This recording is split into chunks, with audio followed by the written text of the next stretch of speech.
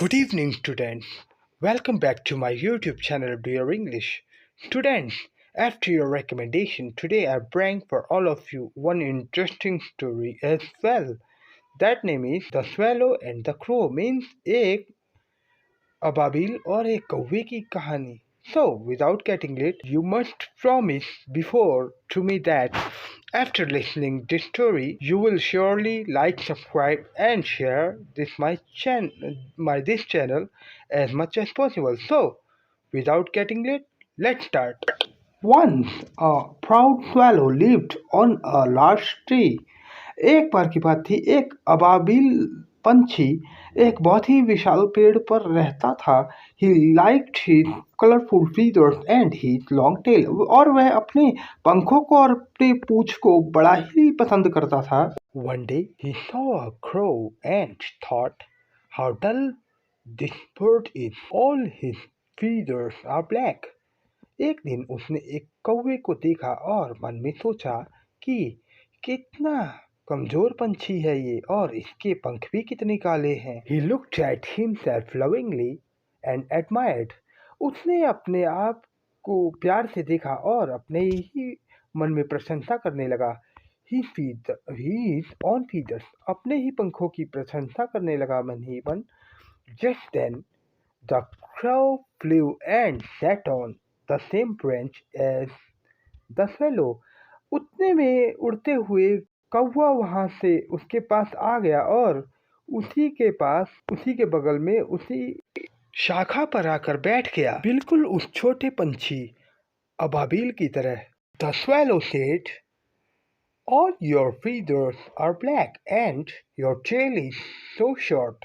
The crow smiled and said, तभी उस अबाबिल ने कहा कि तुम्हारे पंख कितने काले हैं और तुम्हारी पूंछ कितनी छोटी है. The crow smiled and said, तभी उतने में उस कौवे ने मुस्कुराते हुए उस छोटी पंछी से कहा, but they help me fly. The swallow said, so do mine, but look at how beautiful they are. He spread his wings and flew a little closer to the crow. लेकिन ये पंख मुझे उड़ने में मदद करते हैं.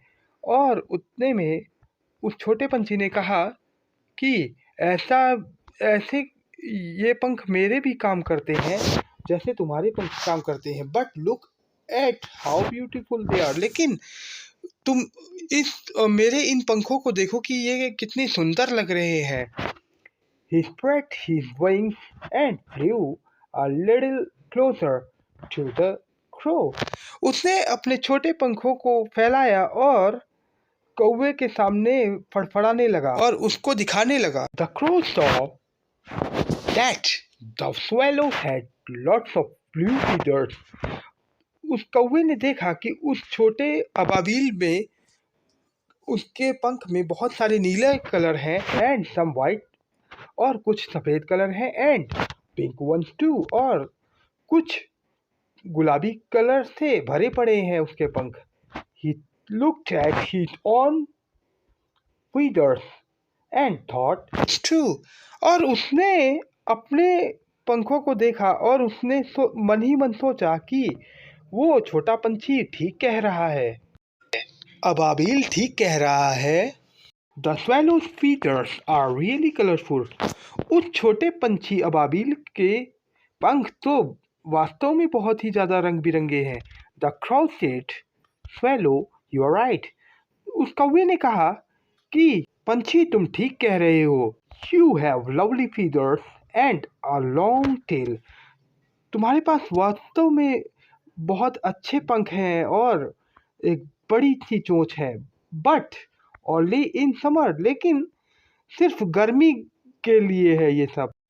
तुम्हारे पंख सिर्फ गर्मी में ही सुरक्षित हैं. Your beautiful feathers fall off and can't help you warm in winters. लेकिन जैसे ही सर्दी आएगी तुम्हारे ये खूबसूरत पंख तुम्हें बिल्कुल भी गर्मी नहीं दे पाएंगे. While you shiver भले ही तुम कांपते रहो, माई फीदर्स आर ऑलवेज देयर, लेकिन मेरे पंख हमेशा मेरे लिए मुझे महफूज रखते हैं।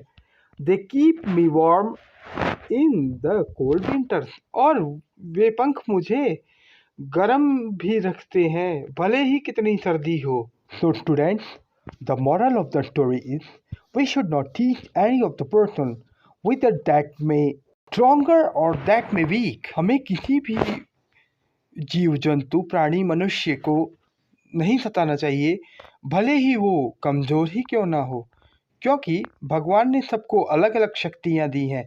The God has provided different powers to every person or every kinds of insects.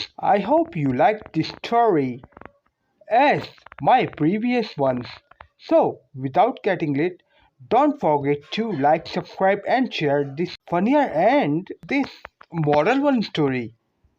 See you in next video. Dear English.